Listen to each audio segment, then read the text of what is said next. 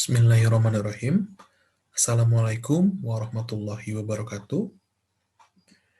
Bagaimana kabarnya hari ini anak-anak? Semoga hari ini kalian dalam keadaan sehat walafiat ya.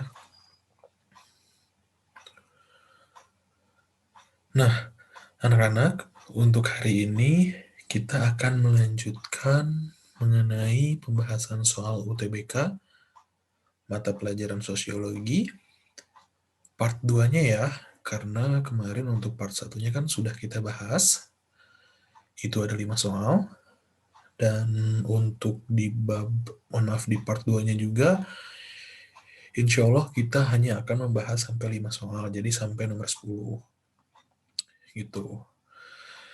Dan seperti biasa, sebelum melaksanakan kegiatan pembahasan soal UTBK ini, kita mengucapkan basmalah bersama-sama terlebih dahulu, agar dalam pembahasan soal UTBK ini kita mendapatkan kemudahan dan juga kelancaran. Amin. Bismillahirrahmanirrahim. Dan seperti biasa, silahkan untuk dipersiapkan buku tulis dan juga catatannya. Maaf, alat tulisnya, buku tulis dan juga alat tulis dan juga buku catatan. Silakan kalian tuliskan hal-hal yang penting dalam pembahasan soal UTBK Sosiologi yang part 2 ini ya. Tuh. Seperti biasa, untuk rules-nya itu sendiri, nanti saya akan membacakan soalnya terlebih dahulu, lalu nanti pun saya akan membacakan pilihan gandanya, lalu kita nanti ke kunci jawaban, ke jawaban yang paling benar yang mana, dan tahap yang terakhir yaitu adalah pembahasannya.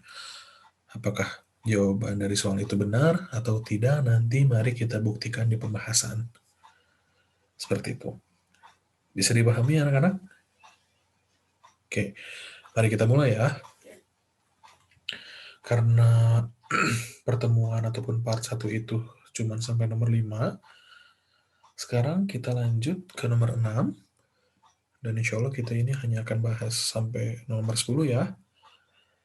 Tuh. Mari kita baca bersama-sama soal nomor 6 ini.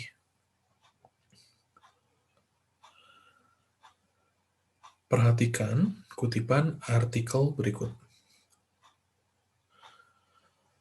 Pasca banjir bandang dan operasi tanggap darurat di Kabupaten Konawe Utara, Sulawesi Tenggara, Sultra, pemerintah daerah setempat melanjutkan dengan masa transisi dalam waktu yang tidak ditentukan.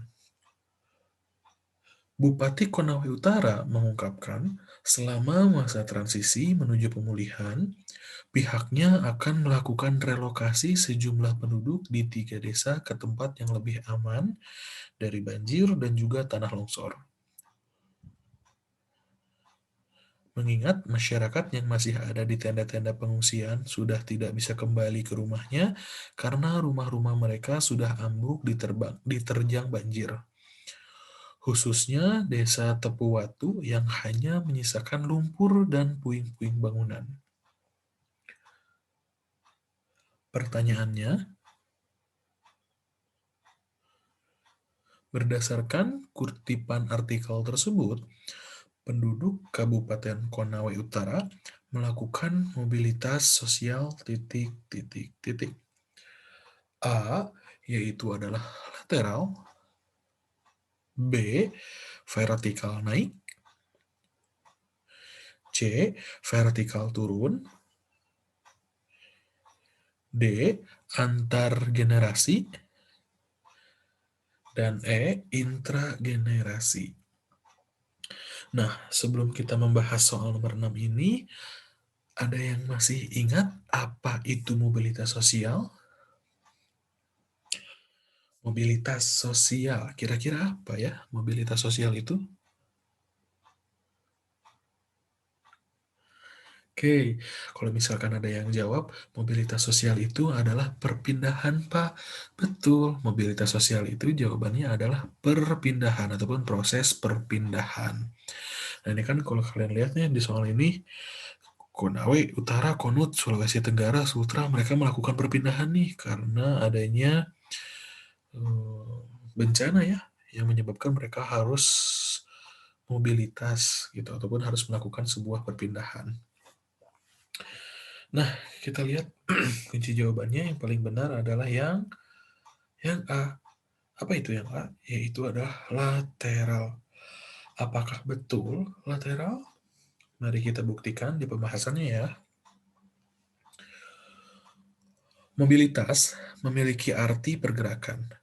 Sesuatu yang bergerak dapat diartikan sebagai sebuah perubahan. Sehingga mobilitas sosial merupakan perubahan posisi seseorang dalam masyarakat.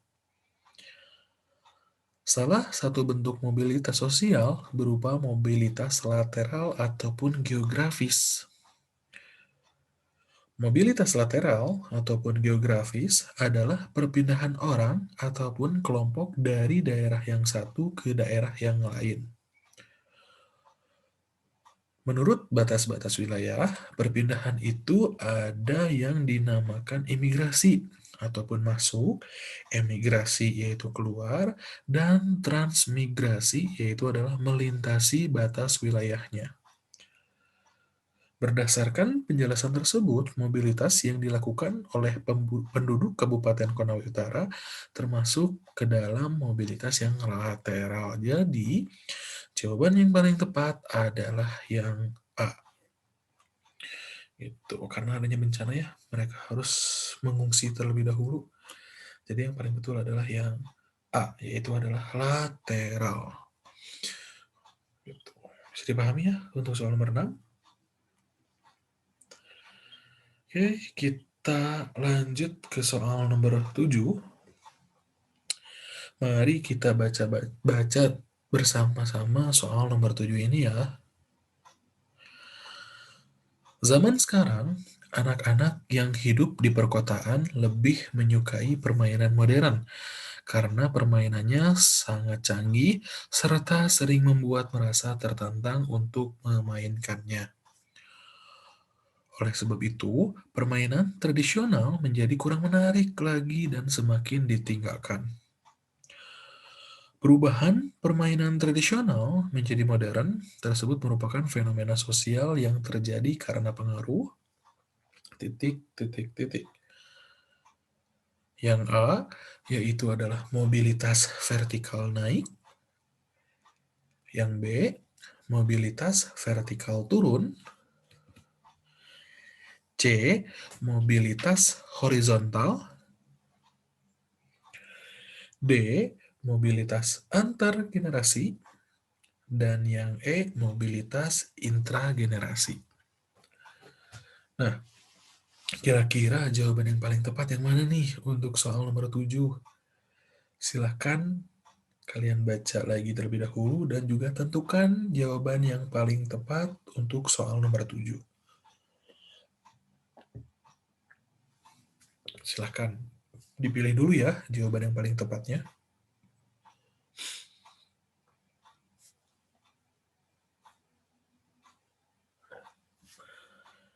Sudah dipilih untuk jawabannya?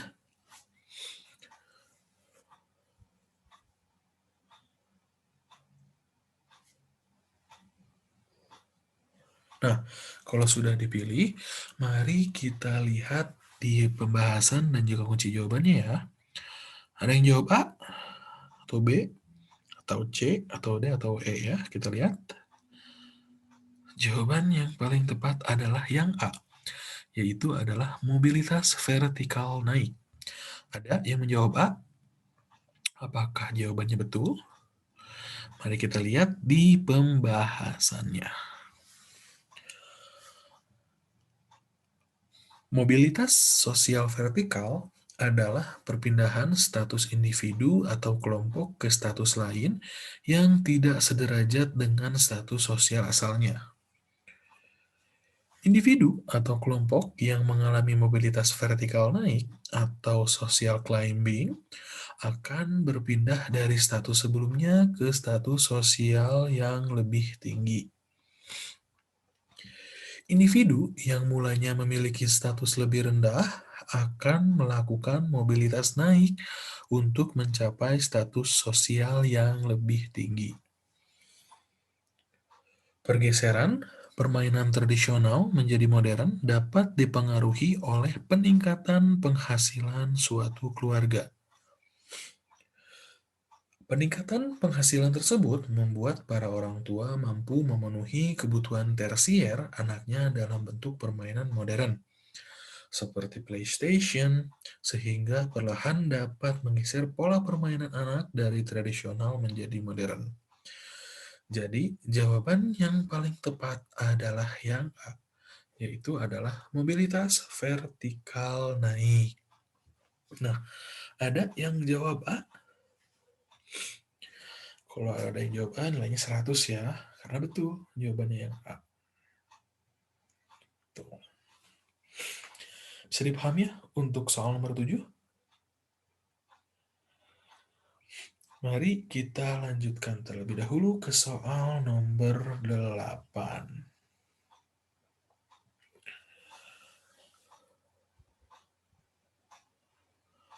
Untuk soal nomor 8, mari kita baca bersama-sama ya.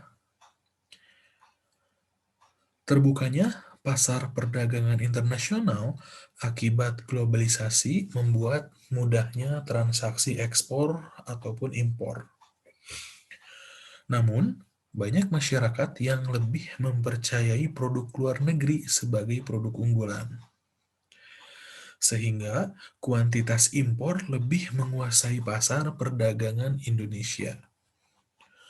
Contohnya adalah produk sepatu Nike ataupun Adidas yang lebih banyak dipakai masyarakat kalangan menengah ke atas karena kualitas produknya yang lebih baik daripada produk lokal.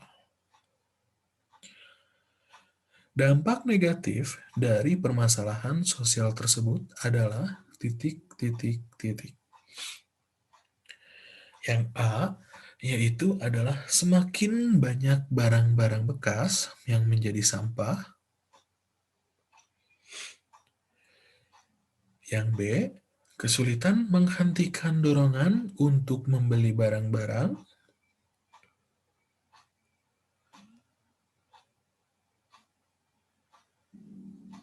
Yang C, sulit untuk mengatur prioritas karena banyaknya kebutuhan masyarakat. D, membantu masyarakat untuk belajar mengatur prioritas dalam berbelanja. Dan yang E, yaitu adalah hilangnya sikap menghargai masyarakat karena mulai terbiasa melihat banyak barang. Nah, kira-kira dari soal nomor 8 ini, jawaban yang paling tepat yang mana?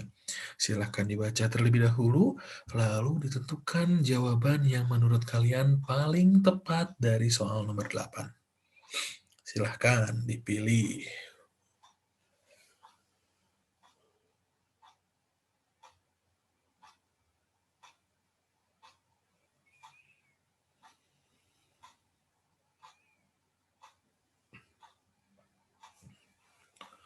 Sudah ditentukan jawaban yang paling tepatnya yang mana? Ada yang memilih jawaban A? Ada yang memilih jawaban B? Atau yang C mungkin? D? Ataupun yang E? Mari kita lihat ke kunci jawaban dan juga ke pembahasannya.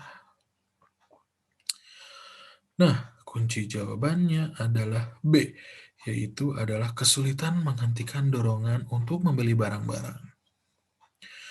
Apakah betul jawabannya ini yang B? Mari kita lihat di pembahasan.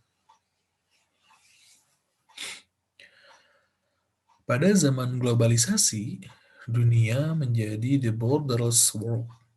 Kegiatan trade ataupun perdagangan, travel ataupun wisata, dan telekomunikasi dapat berlangsung cepat dan juga singkat.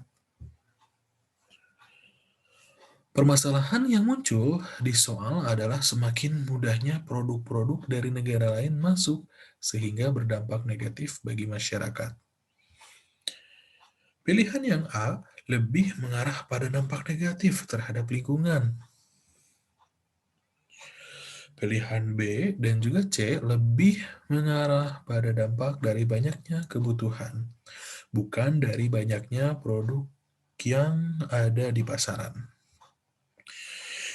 Pilihan D lebih mengarah pada upaya mengatasi dampak negatif yang muncul.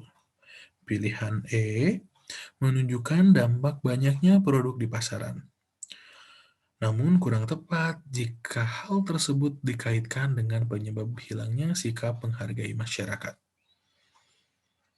Pilihan B yang paling tepat karena menunjukkan perilaku masyarakat yang berubah menjadi konsumtif karena banyaknya produk di pasaran dan semakin mudahnya produk-produk berkualitas dari berbagai negara lain ditemukan di negaranya.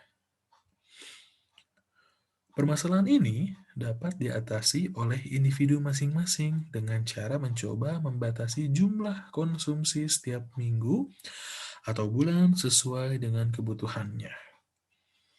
Jadi, jawaban yang paling tepat adalah yang B, yaitu adalah kesulitan menghentikan dorongan untuk membeli barang-barang. Gitu. Bisa dipahami untuk soal nomor 8 ini? Oke, kalau bisa kita lanjut ke soal nomor 9 ya. Nah, kita baca bareng-bareng nih untuk soal nomor 9 ya. Tampil dengan tas mewah merupakan bagian dari identitas kelas.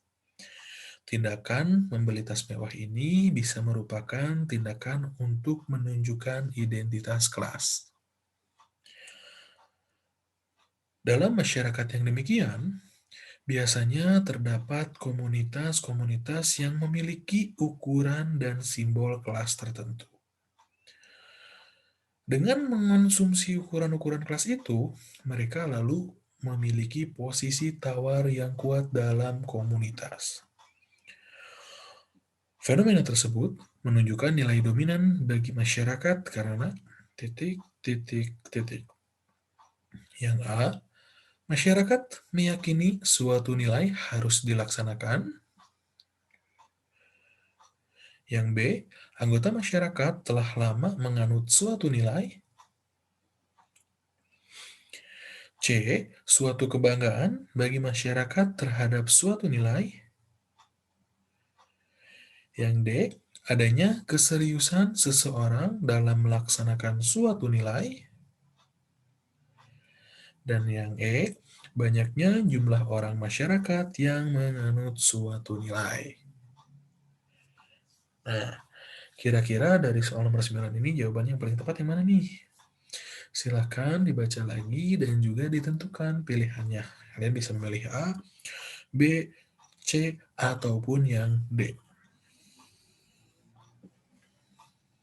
Silahkan dipilih dulu ya.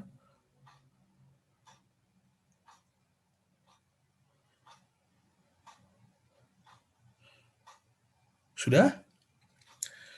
Nah, kalau sudah, mari kita lihat kunci jawaban dan juga pembahasannya. Kunci jawabannya adalah yang C, yaitu adalah suatu kebanggaan bagi masyarakat terhadap suatu nilai. Pembahasan.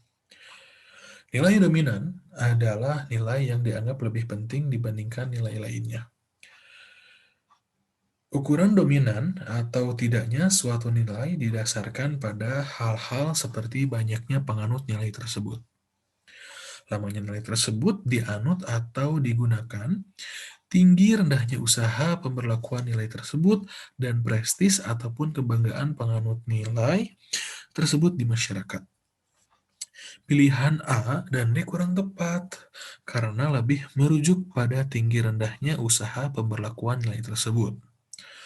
Sedangkan kepemilikan barang mewah bukanlah sebuah kewajiban yang harus dimiliki.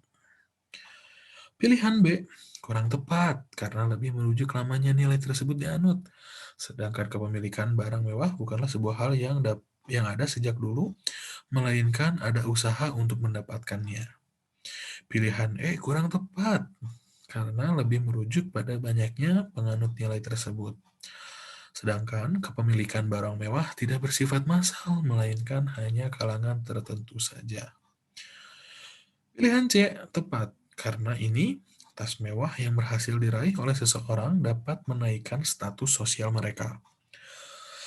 Tersebut akan berdampak pada munculnya kehormatan yang mereka dapatkan dari orang-orang di lingkungan sekitarnya dan status sosial mereka akan naik. Jadi, jawaban yang paling tepat adalah yang C, yaitulah suatu kebanggaan bagi masyarakat terhadap suatu nilai. Gitu. Bisa dipahami ya? Nomor 9. Dan ini adalah nomor terakhir, yaitu nomor 10. Mari kita bahas. Ini adalah soal terakhir di part 2. Semoga bisa dipahami ya. Oke, kita baca berbarengan. Nomor 10. Perhatikan kutipan artikel berikut. Tak henti menebar empati, ITB kembali hadir berkontribusi melalui keluarga mahasiswa ITB KM ITB yang mengirimkan relawan, dana, dan logistik bagi korban banjir Bandung Selatan. Para mahasiswa tersebut menyumbangkan tenaganya dengan cara turun langsung ke daerah bencana pada Jumat Minggu tanggal 18. Relawan KMITB turut berpartisipasi dalam ketersediaan pangan, logistik, dan juga kebutuhan medis.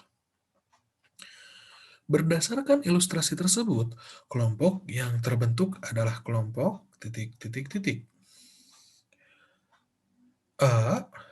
Paguyuban, B. Okupasional, C. Patembayan, D. Volunteer, dan E. Kerumunan. Nah, silahkan dipilih dulu jawaban yang paling tepat menurut kalian yang mana.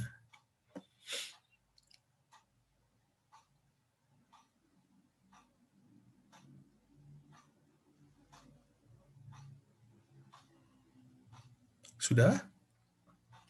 Oke, jika sudah, kita lihat ke pembahasan dan juga kunci jawaban. Jawaban yang paling tepat adalah yang D, yaitu adalah volunteer. Apakah benar jawabannya volunteer? Mari kita lihat. Pembahasan. Ilustrasi pada soal menggambarkan terbentuknya kelompok secara sukarela untuk membantu para korban banjir.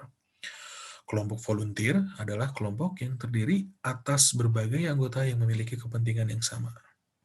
Namun, yang membedakan kelompok ini dengan kelompok okupasional adalah keberadaan kelompok ini tidak mendapatkan perhatian dari masyarakat.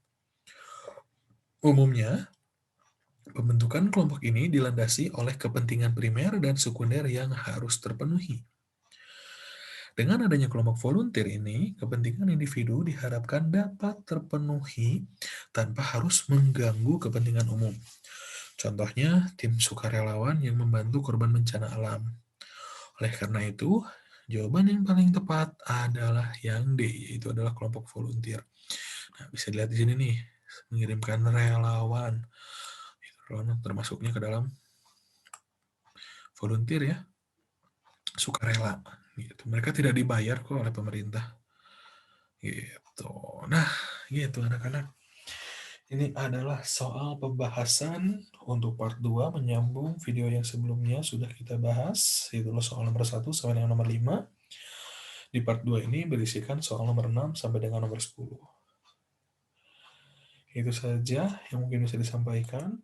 Ketika ada yang mau ditanyakan, bisa langsung tanyakan saja ke saya untuk soal-soalnya. Itu, jadi kalau ada yang kurang paham, boleh ditanyakan langsung saya via japri aja, boleh. Paling itu aja, kita ucapkan hamdalah bersama-sama terlebih dahulu. Alhamdulillahirrabbilalamin. Namun sebelum ditutup, seperti biasa, ada tagline-nya, yaitu adalah melanjutkan doa dan juga memaksimalkan ikhtiar. Mari kita bersama-sama berdoa untuk yang terbaik, dan mari kita ikhtiar melakukan usaha sebaik mungkin untuk mendapatkan hasil yang baik pula. Ingat bahwa usaha tidak akan mengkhianati hasil. Mungkin itu saja yang bisa disampaikan di video pembahasan soal ini. Semoga banyak manfaat yang bisa kalian ambil di dalam pembahasan soal-soal UTBK mata pelajaran sosiologi. Saya tutup dan saya mengucapkan terima kasih banyak. Wassalamualaikum warahmatullahi wabarakatuh.